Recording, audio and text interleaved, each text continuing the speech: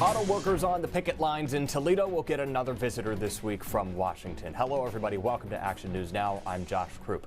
That visitor, Republican U.S. Senator JD Vance, who joins us now from D.C. Senator, hello. Good to catch up with you. Before we talk about that UAW strike, I want to get your immediate reaction to the announcement today from Congressman Jim Jordan of Ohio that he is running for Speaker of the House to replace the ousted Kevin McCarthy. Well, look, I think it's good news. I think it would be good news for the state of Ohio in particular because when you have a speaker from the state that you represent, it just gives you a little more sway, a little more capacity to get legislation moving. And so I think it would be great for my ability to serve the people of Ohio, but more importantly for the House of Representatives' ability to serve the people of Ohio. So I think it's a good thing. Of course, I have no idea what the House dynamics are, but I'm wishing Jim the best, and I think he'd be a great speaker. All right, on the UAW strike now, what sense do you have of where negotiations stand? What are your plans now to visit some picket lines here over the coming days? Yeah, so I'm going to plan to visit the picket line actually later this week when we're on recess here in the Senate. I'm going to come back home and visit some folks in Cincinnati, but also head up to Toledo and visit some folks on the picket line for the UAW strike.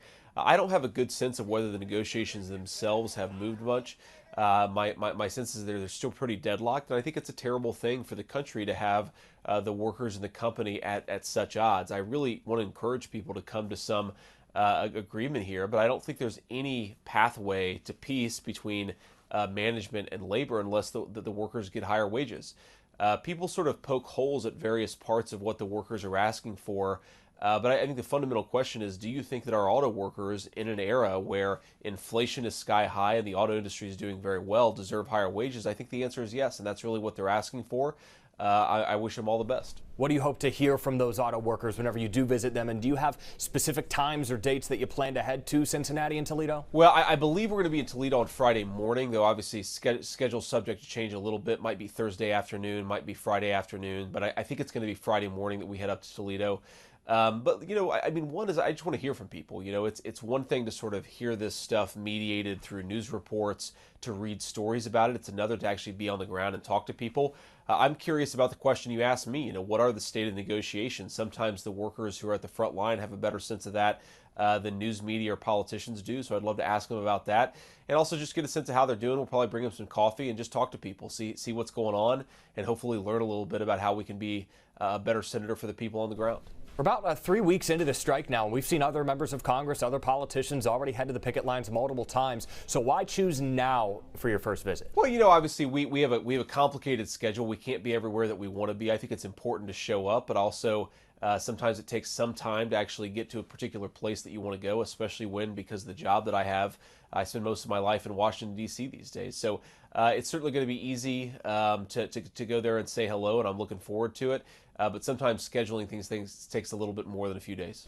And a lot of the business recently in Washington has been surrounding avoiding a government shutdown. We avoided another one for now over this past weekend. How do you assess that process that we could be repeating here soon? Well, I think the problem here is that we're going to have to redo it, and that sort of speaks to something that's fundamentally broken about Washington, D.C. I don't know why they drop these massive spending bills, sometimes a few dozen pages, sometimes thousands of pages, on our desk with literally hours or minutes for us to read them. I think it speaks to how fundamentally broken the appropriations process is in this country.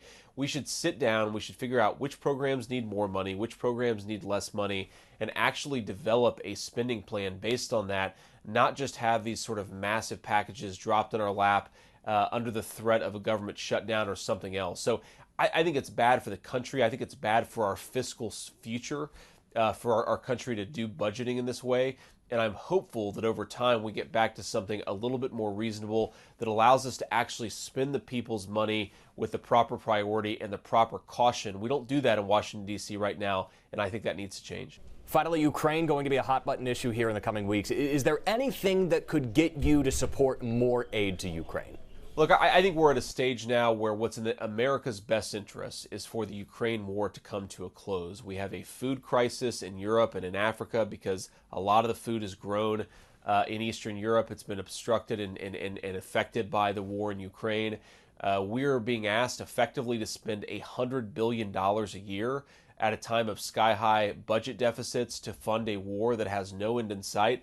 We're getting a lot of people killed in Ukraine right now, and there's no plausible pathway to peace. I think what America should be is a real advocate for peace in this situation and say, look, we don't like the Russians. We don't like the Russian invasion of Ukraine, but it is not our business to be the policemen of the world. We've got to bring this thing to a close and stop the killing.